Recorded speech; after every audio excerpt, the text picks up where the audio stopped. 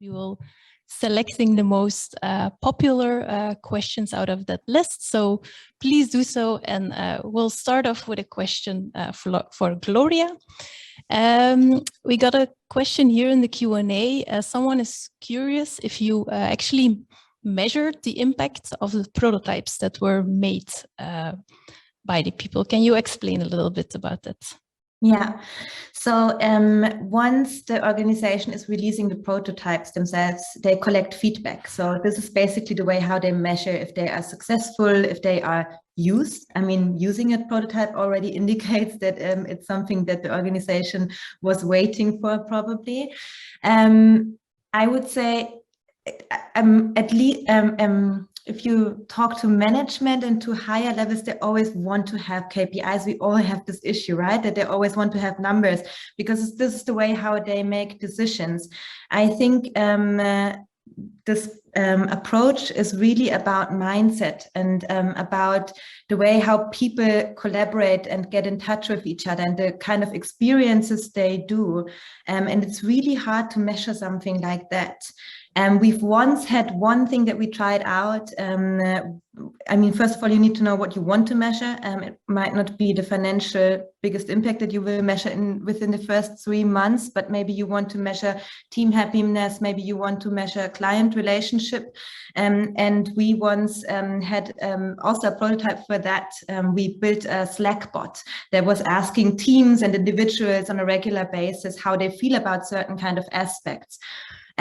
Still, it's a bit hard. I would always rather teach or implement a way how to listen better, because if an employee has a bad day and they get asked about how their project is running right now, the answer will be flavored by the particular circumstances that people are in there. So you can measure and you can ask, but also always keep in touch and listen to your people, find new ways to listen to them. Right. I have a bit of a related question for you, Peter. Somebody in the Q&A mentioned dark patterns, and that's indeed a way where you could get very quick positive business results sometimes. I was wondering, is there a business case to be made for ethical design? Is there a good business impact in the long term? Or is it just, do you need to do this from a good coming from a good sense, a good goal, or is there a business case? Yes, and this is of course the question that we're asked quite often. Of course, it depends on who's asking, but usually my first answer is that you should the reason why you should do ethics is to be ethical. It's a goal in itself to be ethical, because I mean we're human beings, and human life is about being ethical and behaving ethically towards other people. When that is said, of course, we are living in a world, and I've been working in the commercial space for 20 years of my life, and actually my idea of this project also is that I'm going to sell it commercially as a product to companies who are interested in improving their ethics. And when I'm going to sell this product to my clients, of course, they will ask that question, and yes, there is a business case there, but it's as you said yourself, it's actually very often you will see it in the long run, but I think probably the best example is a Danish company that is known all over the world, Lego, and most of us know Lego as a company that are making plastic bricks for kids, but they're also heavily present in the digital space. And I have 2 kids that are running around somewhere in the woods in the stormy weather right now. They're 7 years and 5-year-olds, and they're heavy users of digital apps. And when they're using digital apps, they find whatever game in the App Store or videos on YouTube, and I have absolutely no control. I have some control, and I'm trying to control it, but they'll come up to me and say, "This game looks great, Dad, can we get it?" And I'll download it, and it'll turn out to be a horrible click-trapping monster of an app, which has only one purpose, which is to get to show ads to the kids and make them download more apps.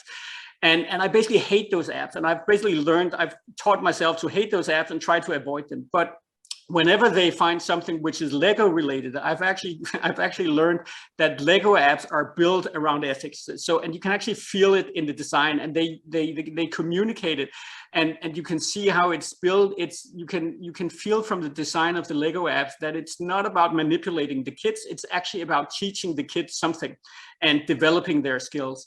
And that design just basically shines through. Of course, they do communication around this, but it shines through their design. Mm-hmm. And I think in the long run, it just makes me much more willing to pay for Lego apps than anything else. Mm-hmm. Yeah, it becomes a part of their image as well. Yes, that you see as a client. Yes, maybe a final question for Hazel. When you talk about collective leadership in traditional organizations, what would you say that the biggest challenges are in those traditionally led organizations? Really good question, thank you. Most organizations are numbers led. People want to have figures, is what's the difference that's been made. And it's helping people realize that actually qualitative data can sit comfortably alongside that. I think one of the best quotes I've heard about that this year is from Lynn Vizard, who says that business cases are just fictions for people who like numbers.